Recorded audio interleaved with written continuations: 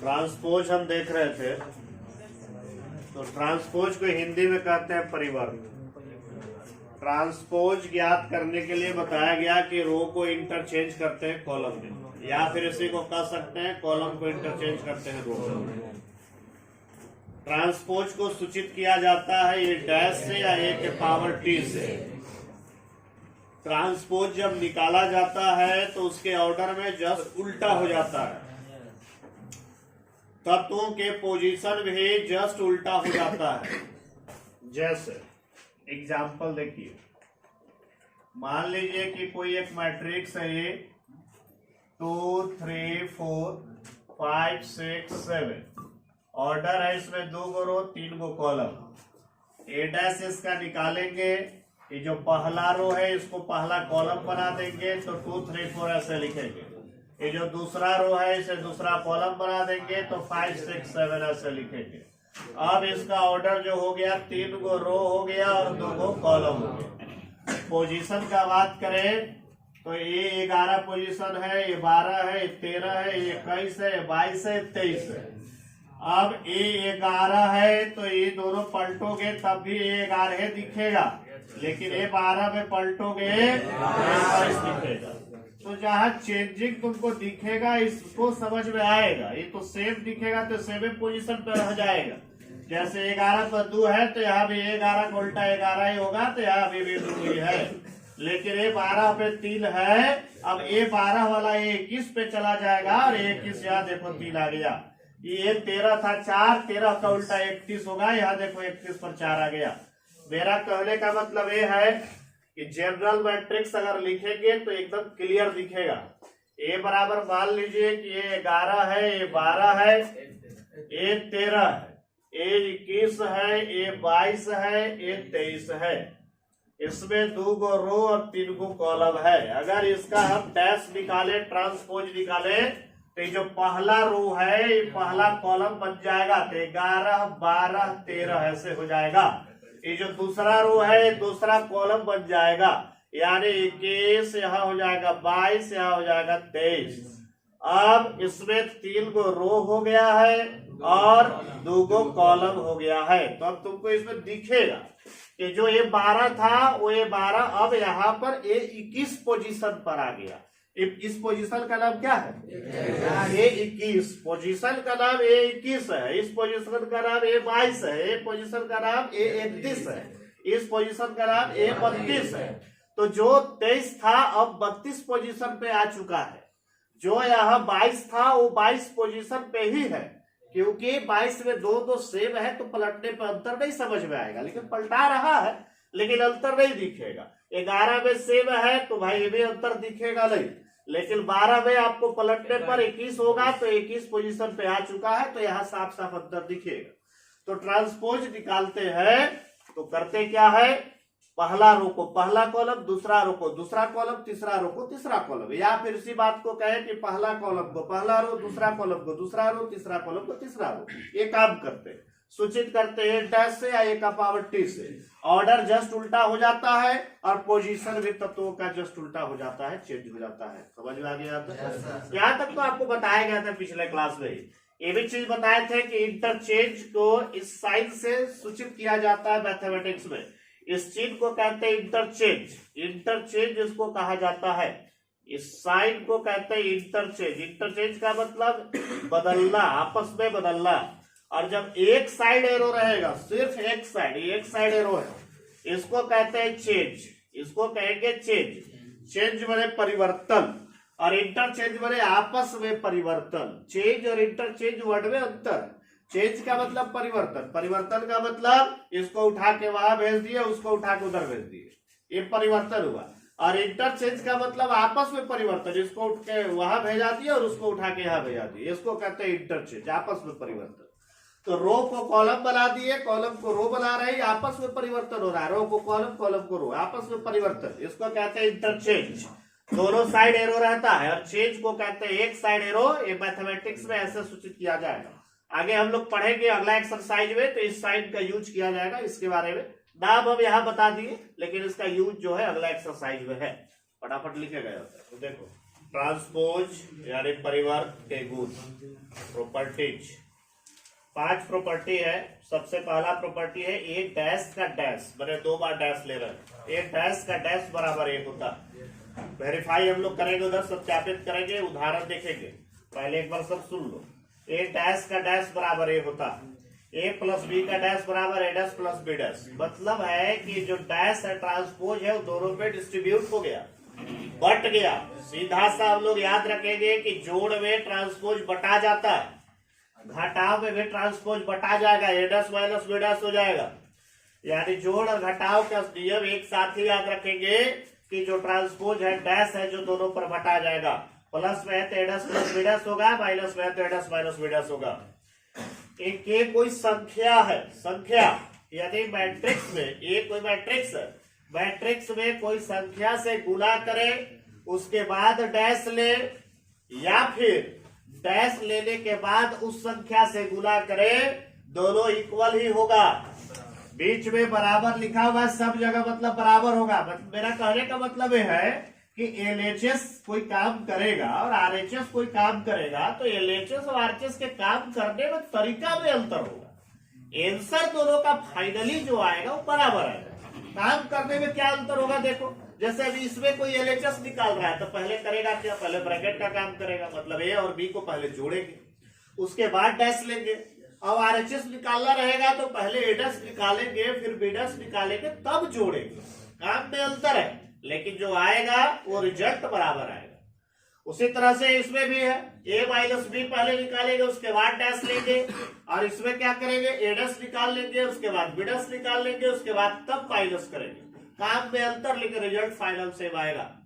यहाँ है कि भाई कोई संख्या से मैट्रिक्स में गुणा कर लीजिए, उसके बाद डैश लीजिए, या फिर डैश ले लीजिए उसके बाद गुणा कीजिए, बात बराबर आएगा, फाइनल आंसर जो आएगा सेम आएगा। सबसे इंपॉर्टेंट प्रॉपर्टी लास्ट वाला, ए और बी दोनों मैट्रिक्स है, ए और बी दोनों मैट्रिक्स है और दोनों गुणा में है, तो उसमें अगर डैश लेना होगा तो ए डैश बी डैश नहीं होगा, सीधा सीधा नहीं होगा, रिवर्स कर जाएगा। रिवर्सल प्रॉपर्टी, इसीलिए इसका नाम है रिवर्स कर जाएगा। रिवर्स का मतलब डैश जैसे इंटर कराएंगे तो बी डैश ए डैश हो जाएगा, रिवर्स कर जाएगा। ए बी का डैश बराबर बी डैश ए डैश। अगर यही चीज मान लो कि 3 गो भी है, 3 गो रहे, 4 गो रहे, गुना में कई गो रहे, रिवर्स करके लिखेंगे तो इसका नाम बोलो तो क्या होगा, सी डैश बी डैश ए डैश। गुना में 2 मैट्रिक्स है और उसमें ट्रांसपोज लेते हैं तो रिवर्स कर जाएगा। यदि कोई ए बी का डैश बराबर ए डैश बी डैश निकालेगा तो गलत होगा, फाइनल रिजल्ट बराबर नहीं आएगा, वो तुमको अभी वेरीफाई के माध्यम से दिखेगा, क्वेश्चन उदाहरण के माध्यम से दिखेगा। तो चलिए सबसे पहला हम लोग ए बराबर मान लेते हैं 2 3 4 5 और वेरीफाई दैट, सत्यापित करें ए डैश का डैश बराबर है, यही कह रहा है क्वेश्चन। सबसे पहले ए डैश निकालेंगे, यहां से सॉल्यूशन देखेगा। ए डैश निकालेंगे, डैश निकालने सिखाया गया, पहला रो को पहला कॉलम। चलिए पहला रो यही है जी, पहला कॉलम देखो लिख दिया, दूसरा रो को बोलो दूसरा कॉलम, ए डैश निकला। अब ए डैश का एक बार फिर डैश निकालना है, मतलब इसका एक बार और डैश निकालना है। ये डैश तो निकाल चुके, अब इसका डैश निकालेंगे, मतलब फिर से इसका परिवर्त लेना है, ट्रांसपोज लेना है। तो पहला रो है, पहला रो को क्या बना दे, पहला कॉलम, दूसरा रो को क्या बना दे, दूसरा कॉलम। अब जो आया इसको और इसको देखो तो क्वेश्चन सेम है कि नहीं, इसका नाम तो भाई ये माने थे, यानी ए डैश का डैश बराबर क्या आ गया, ए आ गया। कोई भी मैट्रिक्स लेंगे उसका एक बार ट्रांसपोज निकालेंगे, फिर दोबारा उसको एक बार और निकालेंगे, पुराना स्थिति में आ जाएगा। अब ए रिजल्ट काम कब करेगा, क्वेश्चन बनाने में कब काम करेगा, तो सुन लो। ए डैश मान लो दे दिया तुमको और कहेगा कि ए ज्ञात कीजिए, तो क्या करेंगे, ये जो दिया हुआ है एक बार आउट डैश ले लेंगे। जैसे इसका एक बार आउट डैश लेंगे तो क्या रिजल्ट मिल जाएगा, ए मिल जाएगा। बुझा रहा है कहाँ इस्तेमाल करेंगे, जब ए डैश से ए निकालना हो तो एक बार डैश कर दीजिए और एक बार डैश लीजिए। ए डैश तो तुम्हारा दिया हुआ है, तुम एक बार आउट डैश लो अपने से, तब जाके ए मिल जाएगा। लिखो इसको। चलो दूसरा कह रहा है कि ए और बी 2 मैट्रिक्स दिया हुआ है, सत्यापित करें ए प्लस बी का डैश बराबर A dash plus B dash. LHS RHS निकालेंगे, बराबर आंसर आएगा तो कहेंगे कि सत्यापित है, प्रूव्ड है। तो A और B दिया हुआ है, सबसे पहले A प्लस B फाइंड करेंगे। LHS के लिए काम कर रहे हैं हम लोग, तो उसके लिए पहला काम है A प्लस B फाइंड करना। जोड़ घटाव सब सिखा चुके हैं, डायरेक्ट जोड़ रहे हैं। देखो इधर संगत को संगत से जोड़ना है। 2 और 1 बोलो 3, 1 प्लस 0 1 ना हो गए। कोरोना वाला है कार्य, 1 प्लस 0 गुना नहीं करना है, जोड़ना। 3 और plus minus minus 3 minus 3 5 plus 2 A plus B निकल गया। अब निकालना है डैश, A प्लस B का डैश, A प्लस B का डैश, डैश लेना है। पहला रो है, पहला रो को क्या बना दे बोलो, आवाज नहीं आ रहा। दूसरा रो को दूसरा कॉलम। ये तुम्हारा LHS हो गया। अब RHS के लिए काम करेंगे। RHS के लिए सबसे पहले A डैश निकालेंगे, उसके बाद B डैश निकालेंगे, उसके बाद तब A डैश और B डैश को आपस में जोड़ेंगे। A डैश निकालेंगे तो A से A डैश निकल जाएगा। ये पहला रो जो है इसको बना देंगे पहला कॉलम, और दूसरा रो है उसको बना देंगे दूसरा कॉलम। B डैश निकालेंगे, B के माध्यम से पहला रो को पहला कॉलम और दूसरा रो को दूसरा कॉलम। अब दोनों को संगत संगत को जोड़ देना है। तो देखिए 2 और 1 जोड़ दिए, कितना 3। 3 का संगत -3 है, जोड़ना है। 0, 1 का संगत 0 है, जोड़ना है। और 5 का संगत 2 है, कितना 7। अब LHS को देखो और यहाँ है RHS को देखो, बराबर है कि नहीं। तब हम लोग नीचे लिखेंगे LHS बराबर RHS, और तब कहेंगे कि भाई बराबर रिजल्ट है, वेरीफाइड है, सत्यापित है। लिखो फटाफट, सबसे इंपॉर्टेंट यही है रिवर्सल प्रॉपर्टी। चलो LHS के लिए पहले काम करेंगे, AB को पहले गुना करो। पहला काम है AB निकालना। चलो देखो तो LHS के लिए पहले AB ज्ञात करेंगे, उसके बाद डैश निकालेंगे। तो AB के लिए A और B पहले लिख लिए, उसके बाद दोनों मैट्रिक्स को गुना करना। पहला को पहला से, दूसरा को दूसरा से, तो 2 दूना 4 और 1 गुना 2 हो जाएगा, मतलब हो जाएगा 4 प्लस 2। इसको आगे बढ़ाएगा, इसमें 2 एकम 2 और 1 गुने 4 4, यानी 2 प्लस 4। इसको इसमें करेगा 3 दूना 6 हो जाएगा और 5 दूना 10, 6 प्लस 10। इसको इसमें करेगा 3 एकम 3 हो जाएगा और 5 चौके 20 हो जाएगा। आया है। तो AB बराबर तुम्हारा निकल गया 6 6 16 और 23। AB का डैश निकालेंगे, ये फाइनल LHS होगा। पहला रो को पहला कॉलम बना दिए, दूसरा रो को दूसरा कॉलम बना दिए, LHS हो गया। RHS के लिए सबसे पहले B डैश निकालेंगे, उसके बाद A डैश निकालेंगे और दोनों को गुना करेंगे। तो RHS के लिए काम करते हैं, B डैश निकालेंगे, यहाँ B के माध्यम से B डैश निकलेगा। ये पहला रो है, इसको बना देंगे पहला कॉलम, दूसरा रो को बना देंगे दूसरा कॉलम।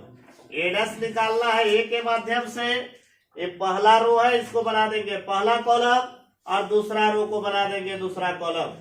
अब आराम से B डैश A डैश लिखा हुआ है, ध्यान रहे, तब बराबर आएगा। अगर कोई A डैश B डैश करता है तो बराबर रिजल्ट नहीं आएगा। B डैश A डैश, यानी पहले B डैश लिखना है, उसके बाद A डैश लिखना है, उसके बाद गुना करना है। B डैश A डैश करना है, B डैश पहले लिखेंगे। B डैश का मान है 2 2 1 4 और A डैश का मान है तुम्हारा 2 3 1 5। गुना करना है और B डैश A डैश निकल जाएगा, आ जाएगा 2 दूना 4, 2 एकम 2। इसी को आगे बढ़ाओगे 2 तिया 6, 2 पचे 10 हो जाएगा। अब इसको स्टार्ट करोगे 2 प्लस 4 हो जाएगा, करोगे वहां 3 प्लस 5 चौके 20 हो जाएगा। B डैश A डैश निकल जाएगा 6 16, यहाँ 6 हो गया और यहाँ 23 हो गया। मिलाइए तो LHS RHS सेम है कि नहीं? वहाँ टिक लगा है, वो LHS है या RHS सेम है? तब कहेंगे LHS बराबर RHS, प्रूफ हो गया, वेरीफाइड हो गया, सत्यापित हो गया। साइमेट्रिक मैट्रिक्स और स्क्यू साइमेट्रिक मैट्रिक्स, हिंदी हुआ सममिताव्यूह और विषम सममिताव्यूह। नाम पहले जान लो, 2 चीज हम सीखेंगे अभी। साइमेट्रिक और स्क्यू साइमेट्रिक दोनों का अस्तित्व स्क्वायर मैट्रिक्स में होता है। यानी इनके जो भी उदाहरण रहेंगे सब स्क्वायर मैट्रिक्स में रहेंगे, वर्ग आव्यूह में दिए जा सकेंगे। वर्ग आव्यूह किसको कहते हैं? जिसमें रो और कॉलम बराबर हो। जैसे 2x2 का उदाहरण इसमें लिखा जा सकता है, 3x3 का लिखा जा सकता है। यानी सबसे पहला चीज ये समझाया जा रहा है कि साइमेट्रिक और स्क्यू साइमेट्रिक का अस्तित्व स्क्वायर मैट्रिक्स में पाया जाता है, पहला चीज। दूसरा चीज, साइमेट्रिक मैट्रिक्स कहते किसको है? तो वैसा स्क्वायर मैट्रिक्स जिसका डैश लेने पे, ट्रांसपोज लेने पे फिर से खुद के बराबर हो जाए, एक बार ही डैश लेने पे फिर से बराबर हो जाए। अब यहाँ पे बहुत लोगों को कंफ्यूजन स्टार्ट होगा, ध्यान से सुनना। अभी हम प्रॉपर्टी पढ़ाए थे, ए डैश का डैश बराबर है, पढ़ाए थे ना। तो ये जो प्रॉपर्टी है ये किसी भी कोई भी ऑर्डर का सब जगह लागू होने वाला है और किसी भी ऑर्डर के लिए लागू होने वाला है। एडी ऑर्डर का मैट्रिक्स होगा सबके लिए लागू है ये प्रॉपर्टी, ये स्पेशल नहीं है।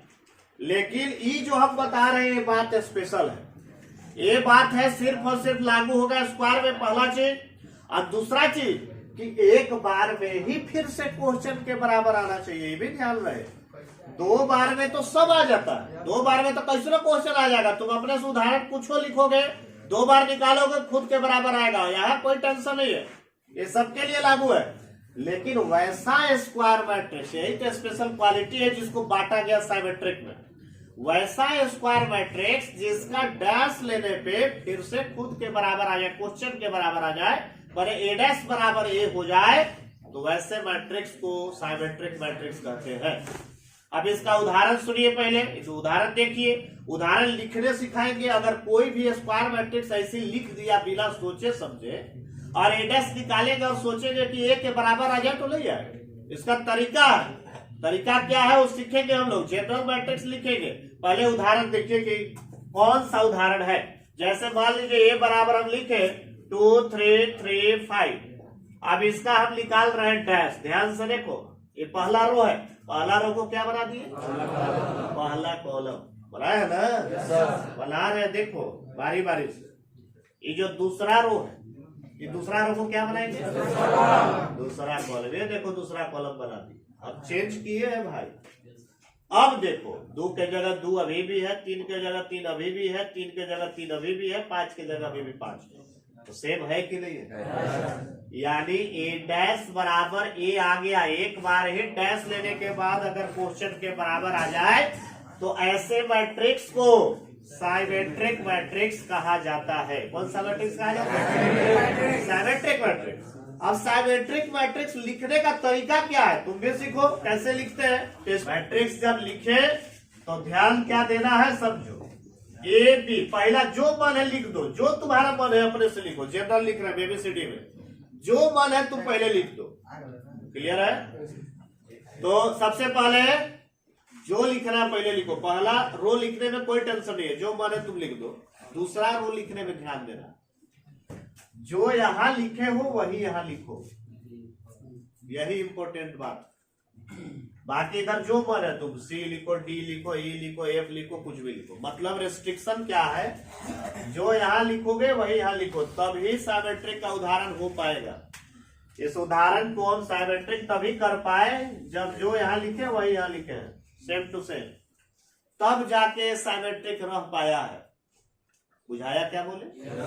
साइमेट्रिक लिखने के लिए तरीका ये है कि जो यहाँ पर लिखो वही यहाँ पर लिखो, सेम टू सेम। अगर दोनों जगह अलग अलग नंबर लिखा हुआ है तो साइमेट्रिक का उदाहरण नहीं होगा, सिर्फ और सिर्फ स्क्वायर रहेगा। साइमेट्रिक का उदाहरण नहीं हो पाएगा, क्योंकि एक 2x2 का तो समझाया, 3x3 का लिखने सीखो कि कैसे लिखते हैं। तो मान लीजिए कि शुरुआत में हम जो लिखना है लिख दें, ABCDEF, जो मन है तुम अपने से लिखो पहला। उसके बाद आप ध्यान देना शुरू करो, जो यहां लिखे वही यहां लिखो। जैसे लिख रहे वैसे ही याद करोगे तो जल्दी याद हो। शुरू में जो मन है लिख दिए। जैसे एक उदाहरण नंबर में भी हम लिखते चल रहे हैं। जैसे मान लीजिए कि 5 6 8 लिख दिए, शुरुआत में जो मन किया लिख दिए। अब जो इधर लिखे वही यहां लिखे, यहां तक हो गया। अब जो मन है यहाँ लिखो, जो मन है तुम्हारा, अपने मन से जो चीज लिखना है लिख दो। मान लीजिए कि हम यहाँ लिख दे रहे हैं 10 20, जो मन है लिखो। अब जो यहाँ लिखे वही यहाँ लिखो, ए वाला सेम होना चाहिए और ई जो है ई वाला सेम होना चाहिए। तो जो यहाँ लिखे वही यहाँ लिखना है, यहाँ प्रतिबंध है। लास्ट में जो बच गया तुम्हारे मन पर है, जो लिखना है लिख दो। मान लो हम F लिख दिए, पूछो लिख दिए, तो यहाँ भी जो मन है हमको लिखना है, 15 लिखना है 15 लिखेंगे, 10 लिखना है 10 लिखेंगे, 0 लिखना है 0 लिखेंगे, जो मन है लिखेंगे। प्रतिबंध क्या है, जैसे लिखे वैसे लिखना है। पहले अपने से लिख लो, फिर यहाँ जो लिखे हैं ये फिर अपने से पूछो लिख लो, जो यहाँ लिखे वही यहाँ लिखे, फिर यहाँ जो मन है लिखो। अब इसका हम डैश निकालते हैं। डैश जब निकालेंगे तो पहला रो को हम पहला कॉलम बना दिए, हम बना रहे, चेंज कर रहे। देखो ये दूसरा रो है, दूसरा रो को बी डी ई दूसरा कॉलम बना दिए। और ये तीसरा रो है, तीसरा रो को हम तीसरा कॉलम बना रहे, सी ई एफ।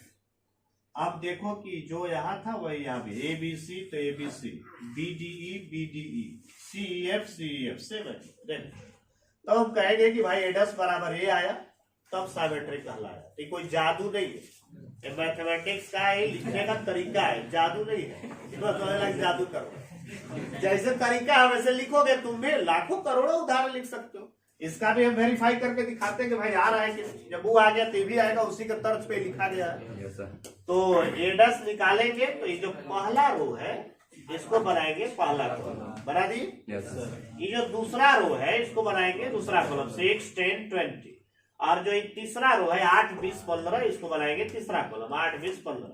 अब देख लो 5 6 8, यहाँ पे 5 6 8, 6 10 20 इसमें भी है, 8 20 15 इसमें भी सेम टू सेम है कि नहीं? तो साइमेट्रिक का ये उदाहरण कहलाएगा कि नहीं कहलाएगा? लेकिन ऐसे कोई बिना सोचे समझे ए बराबर लिख दिए, 2 4 10 5 कुछ भी लिख दिया अपने से, और हम निकालेंगे तो पहला रो को पहला कॉलम, दूसरा रो को दूसरा कॉलम। देखो तो सेम है जी, यहाँ 4 के जगह पर तो यहाँ 5 आ गया, उठा रहा है।